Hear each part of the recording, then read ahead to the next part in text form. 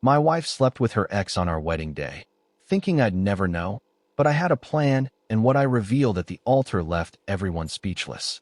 I'm Ryan, 30 years old, living in San Diego, and for the longest time, I thought I had everything figured out. I was getting married to Sabrina, my girlfriend of 3 years, and honestly, life seemed pretty damn good. She was gorgeous, super outgoing, and could light up a room when she walked in. Everyone who met her would say things like, "Man, you're lucky," and I believe them. I mean, who wouldn't? On paper, she seemed perfect. We planned this big wedding. I'm talking all out, a beachfront venue, fancy catering, a live band. You name it, we had it. It wasn't cheap, but I thought it was worth it. You only get married once, right? Well, at least that's what I thought at the time, but about a week before the wedding, Sabrina started acting different. At first, I brushed it off. Weddings are stressful, between the guest lists, the decorations, the seating charts. Yeah, it's a lot. But her behavior wasn't just stress. It was something else. She'd suddenly get super secretive with her phone, always flipping it over when she set it down or stepping out of the room to take calls. I didn't really say anything at first because, honestly, I didn't want to come across as some paranoid fiancé. That's not me. Then one night, she was in the shower, and her phone buzzed on the nightstand. I wasn't trying to snoop, but the screen lit up, and a name popped up. Jason. Now for a second, I thought, who the hell is Jason? And then it hit me. It's her ex. Yeah, that Jason, the one she swore was out of her life ages ago. The message wasn't long. It just said, "Looking forward to tonight." That's it. And I'll admit, my stomach twisted a little. I mean, why was she making plans with her ex a few days before our wedding? But then I told myself not to jump to conclusions. Maybe it was innocent. Maybe she was helping him out with something. Sabrina's always been the type to help people, so I decided to just ask her later. That night, when she was out of the shower and we were getting ready for bed, I said, "Hey, so Jason texted you earlier. What's that about?" She didn't even blink. "Oh, Jason? Yeah, he's just going through some stuff. I've been checking in on him. It's no big deal," she said so casually, like it was the most normal thing in the world. And maybe it was, but something about the way she said it didn't sit right with me. I didn't push, though. I figured I'd let it go for now. But after that, things started adding up. She'd tell me she was going to meet her maid of honor to go over wedding details, but wouldn't give me much info. She'd get super defensive if I asked too many questions, saying I was stressing her out or making things harder than they needed to be. And I'll admit, I started to wonder if I was overthinking things, like was I being that guy, the one who turns every little thing into a big deal? I didn't want to be that guy. Still, the phone thing kept bothering me. It wasn't just Jason. She'd get a ton of texts, and every time, she'd immediately hide her phone or act like she didn't hear it. One time, I even joked, "What, you got a secret admirer or something?" She just laughed it off, but the way she avoided eye contact? Yeah, that stuck with me. Then came the night that really kicked things up a notch. Sabrina told me she was meeting her maid of honor, Grace, at a cafe to finalize some wedding stuff. It sounded normal enough, and I didn't think twice about it. I stayed home, watched some TV, and was just about to crash when my best man, Eric, called. "Yo, Ryan, are you busy?" he asked, sounding kind of hesitant. "No, what's up?" I replied, a little confused. He paused for a second. "Look, man, I don't know if I should say anything, but I'm at Shimon Bar right now, and I just saw Sabrina here." "Okay," I said, not really understanding the problem. "She's not with Grace," Eric said slowly. "She's with some guy, and I'm pretty sure it's Jason." That caught my attention. Jason? Like her ex, Jason? Yeah, man, they're sitting in a booth in the corner. It doesn't look like they're talking about centerpieces, if you know what I mean. For a moment, I didn't even know what to say. Sabrina was out with her ex at a bar when she told me she was meeting her friend? What the hell was going on? Eric must have sensed my silence because he added, "I'm sorry, dude. I thought you should know. I can send you a picture if you want." I told him to send it, and when it came through, my heart dropped. There she was, sitting way too close to Jason, her hand on his arm, laughing like they didn't have a care in the world. I thanked Eric and hung up. After Eric's call, I couldn't get the image of that photo out of my head. Sabrina and Jason, sitting in that booth, way too close, way too comfortable. She wasn't just meeting up with an old friend. It looked intimate, and we both knew it. I stayed up half the night trying to figure out what the hell to do. Part of me wanted to storm down to the bar right then, but I knew that wasn't the move. I needed to see this for what it was and not let my emotions take over. The next day, Sabrina acted like nothing had happened. She was cheerful, humming some song while making coffee in the kitchen, like she wasn't out cozying up to her ex the night before. "Morning, babe," she said with that same bright smile that used to make me melt. Now it just made me question everything. I played along. "Morning. How was your meeting with Grace?" She didn't even hesitate. "Oh, it was great. We went over some last-minute stuff for the seating chart. She's such a lifesaver, honestly." She sipped her coffee and started scrolling on her phone like it was just another day. It hit me then. She was a damn good liar. The way she spoke, the way she moved, it was all so natural, so confident. If Eric hadn't called me, I would have bought every word. That pissed me off more than anything. I didn't press her right then. I wanted to see how far she'd take the lie. So I asked, "Did you guys stay at the cafe the whole time?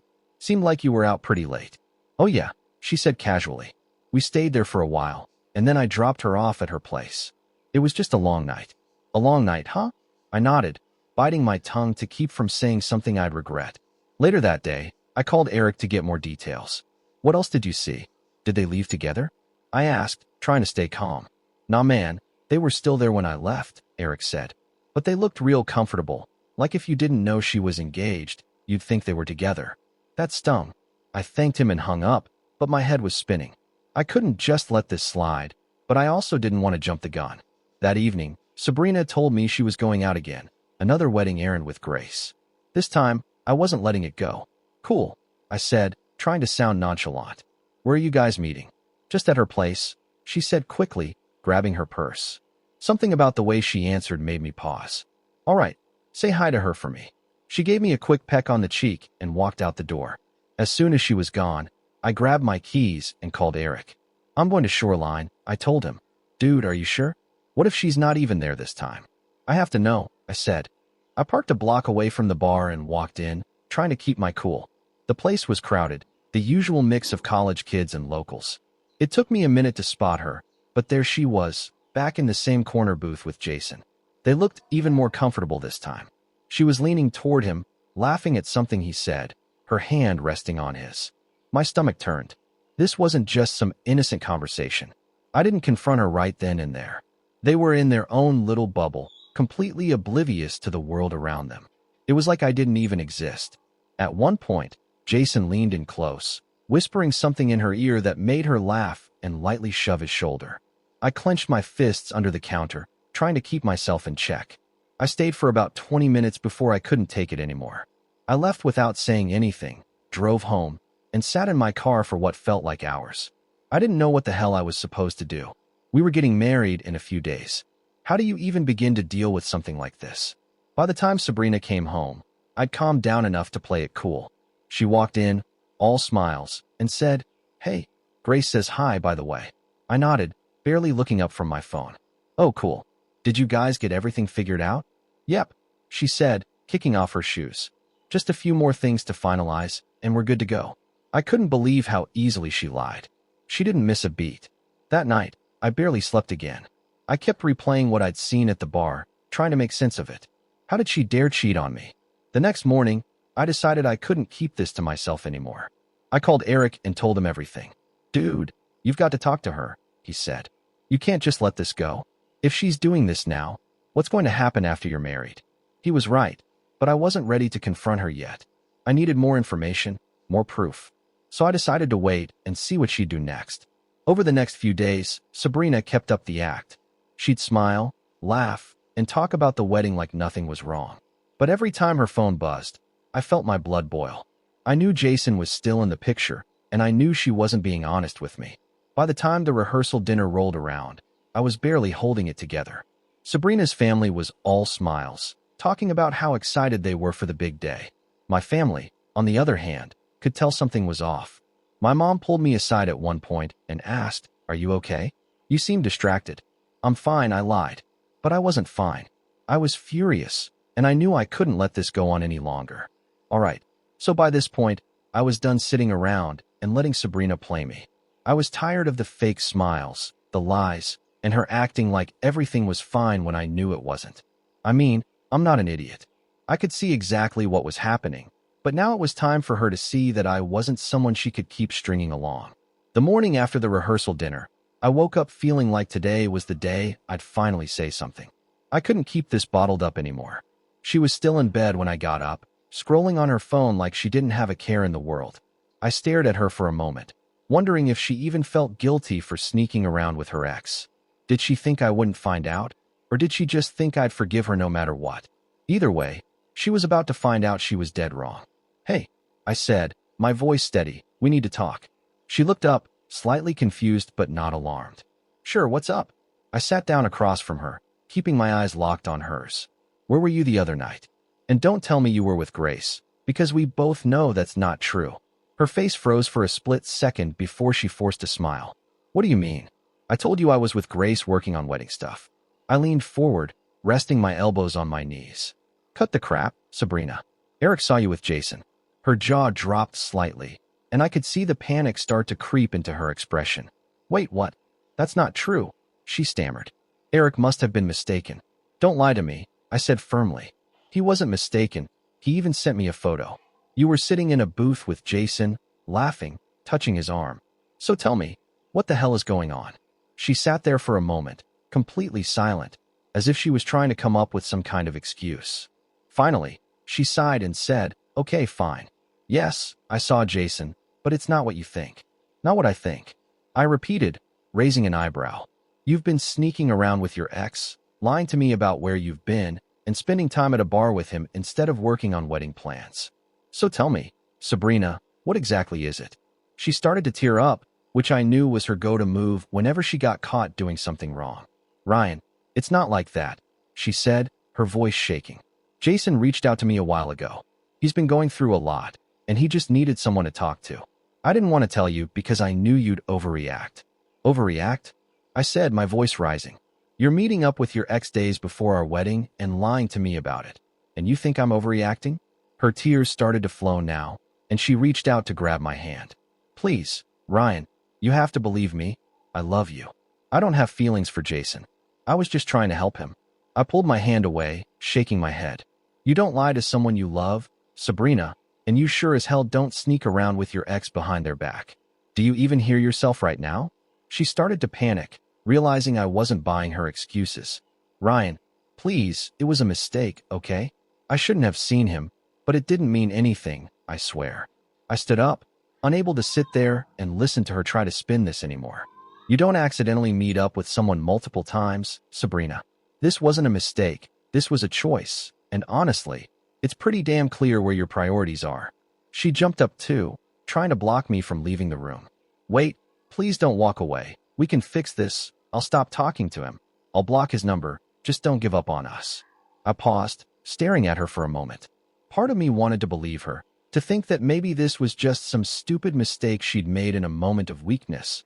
But the other part of me, the part that had been watching her lie straight to my face for weeks, knew better. "How long has this been going on?" I asked, my voice quieter now. She hesitated, which told me everything I needed to know. "A couple of weeks," she finally admitted, "but it wasn't anything serious. We just talked, I swear." I let out a bitter laugh. "Do you even hear yourself? You're supposed to be marrying me, and you're sneaking around with a guy you used to date, and you think I'm supposed to just believe it's no big deal?" "It wasn't like that," she insisted, her voice desperate now. "I made a mistake, okay? But it's you I want to be with. Please don't let this ruin everything." I shook my head, stepping past her and heading for the door. "Sabrina, you already ruined everything. I don't even know who you are anymore." I walked out, slamming the door behind me, and got in my car. I didn't know where I was going, but I needed to get out of there and clear my head. When I finally pulled over, I called Eric and told him what happened. "Dude," she admitted to it, I said, my voice shaking with anger. "She's been seeing Jason for weeks." "Ryan, I'm so sorry, man," Eric said. "What are you going to do?" I took a deep breath, trying to calm myself down. "I don't know yet, but I can't just let this slide. There's no way I'm marrying her now." He was quiet for a moment before he said, "Look, whatever you decide, just know I've got your back. You don't deserve this man." Hearing that meant a lot, but it didn't make the situation any easier. I knew I had some tough decisions to make, and I knew the fallout from this was going to be messy. But one thing was clear, I wasn't going to let Sabrina or Jason make a fool out of me. I spent the rest of that day driving around aimlessly, trying to process everything. Sabrina wasn't just lying to me. She was living a completely different life behind my back. And the worst part? She had the audacity to keep acting like everything was fine, like we were still the perfect couple everyone thought we were. When I finally got back to the apartment, she wasn't there. Good. The wedding was only 2 days away, and I knew I had to make a decision. Do I go through with it and hope this was just a stupid mistake? Or do I call it off and deal with the fallout? The thing is, calling off a wedding isn't just about you and the other person. It's about the guests, the families, the money you've already spent. It felt like an avalanche waiting to happen. But as much as I hated the idea of disappointing everyone, I hated the thought of marrying someone who didn't respect me even more.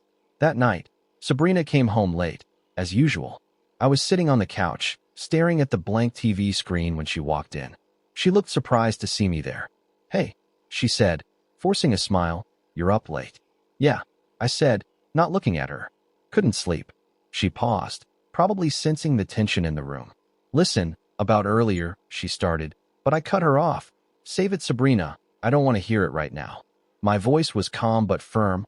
I wasn't in the mood for another round of her excuses. She stood there for a moment, then sighed, and walked into the bedroom. I stayed on the couch, staring into the darkness, trying to figure out how the person I thought I was going to spend my life with turned out to be such a liar. It wasn't even just about Jason anymore. It was about trust, and once that's gone, what's left? The next morning, Sabrina acted like nothing had happened. She came out of the bedroom, already dressed and ready to tackle another day of wedding errands.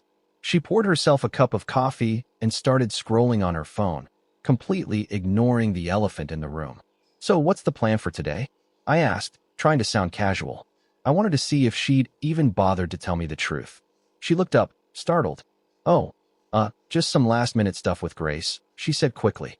"We're going to pick up the centerpieces and make sure the venue is set up the way we want it." I nodded, playing along. "Sounds important. Need any help?" She laughed nervously. No, we've got it covered. You just relax and get ready for the big day." She gave me a quick peck on the cheek before grabbing her bag and heading out the door. The second she was gone, I felt a mix of anger and relief. Anger because she was still lying to my face, and relief because I didn't have to deal with her for a few hours. Eric called me. "Man, what's your plan?" I paused, staring out the window. "I don't know yet, but I'm not going to let her get away with this. She thinks she can just walk all over me, and I'll still marry her? She's in for a rude awakening." Eric laughed. "Now that sounds like the Ryan I know. Just let me know if you need backup." After we hung up, I spent the rest of the day thinking about how to handle this. I wanted to confront her in front of everyone at the wedding, to expose her lies and make her feel the humiliation she deserved. This wasn't just about her. It was about me taking control of my life and refusing to settle for less than I deserved. When Sabrina came home that evening, she was all smiles again. "Everything's coming together perfectly," she said, dropping her bag on the counter. "I think this is going to be the best day of our lives."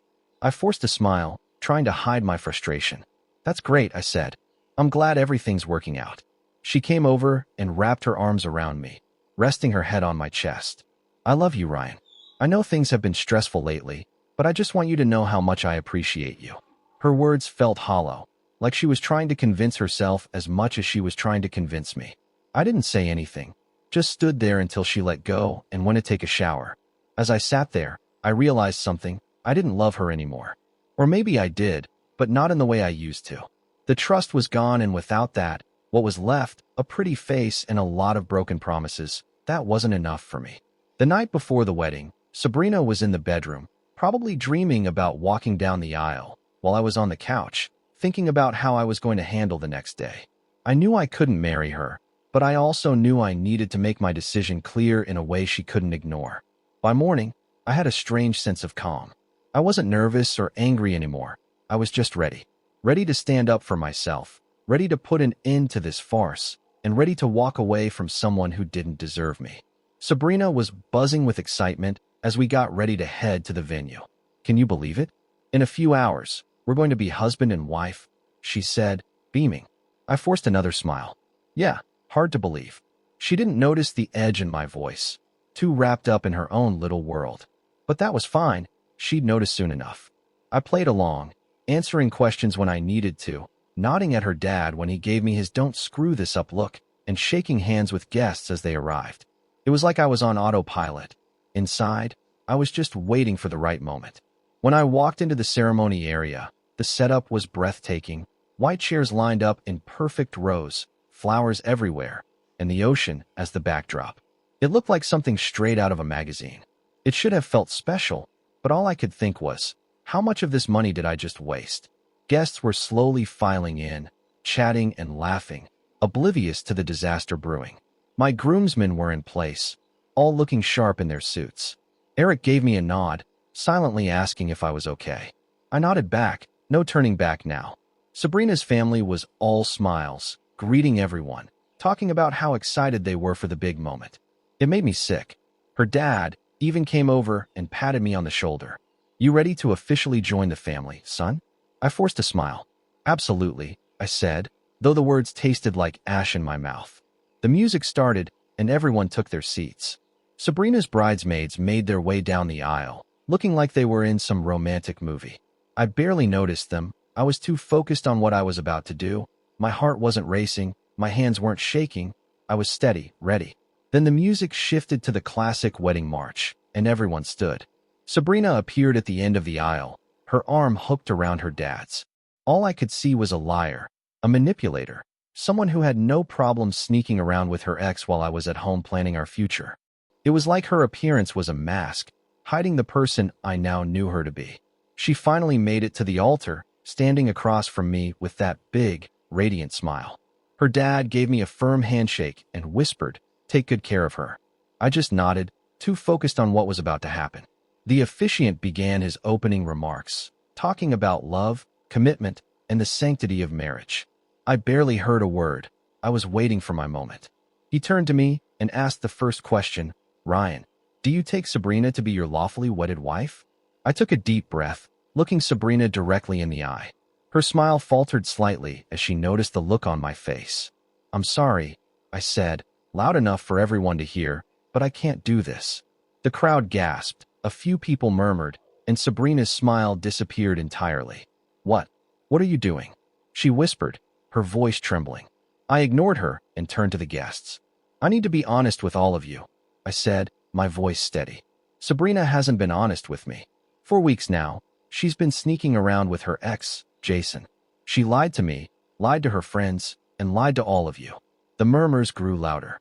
Sabrina's mom looked like she was about to faint, while her dad's face turned beet red. The bridesmaids exchanged shocked glances, and my groomsmen just stood there, frozen. Eric, though, looked proud, like he'd been waiting for this moment almost as much as I had. Sabrina grabbed my arm, her eyes wide and full of tears. "Ryan, stop. Please don't do this. You're making a mistake." I pulled my arm away, looking at her like she was a stranger. "No, Sabrina, you made the mistake. You made it the moment you decided to see Jason behind my back. You made it every time you lied to my face. I deserve better than this." She started crying, full-on sobbing now, but I wasn't moved. The crowd was dead silent, all eyes on us. It was like they couldn't believe what they were seeing. "Ryan, please," she begged, her voice breaking. "I love you. I'll fix this. Just don't leave me." I shook my head. Love isn't sneaking around with your ex. Love isn't lying to the person you're supposed to spend your life with. If this is what you call love, I don't want it. She tried to grab my arm again, but I stepped back. "You can cry all you want, Sabrina, but this is over. I'm done." I turned to the officiant, who looked like he wanted to disappear. "Sorry for wasting your time," I said before walking down the aisle, past the stunned crowd. I didn't look back. I didn't need to. The damage was done. As I walked out of the venue, I felt a strange sense of relief. Sure, I was leaving behind a mess, a really expensive mess, but it was worth it. I dodged a bullet, and I knew it. If she was willing to lie to me before we even got married, what would she do after? Back at my car, I sat for a moment, taking it all in. My phone was blowing up with texts and calls.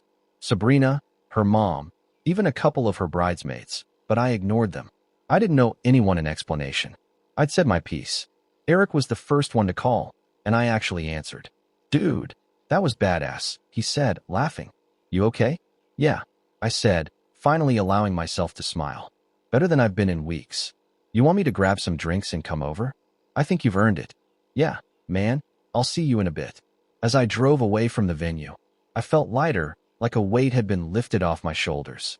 Sure, I'd just blown up what was supposed to be the happiest day of my life, but it was better than living a lie. Sabrina would have to deal with the consequences of her actions, and I'd get to start fresh, knowing I made the right choice. When I got home, Eric showed up about 20 minutes later, a six-pack in hand. "Man," he said, walking through the door, "that was insane. You really pulled the plug in front of everyone, huh?" I nodded, slumping onto the couch. "Had to. She left me no choice." Eric cracked open a can and handed it to me. You should have seen their faces.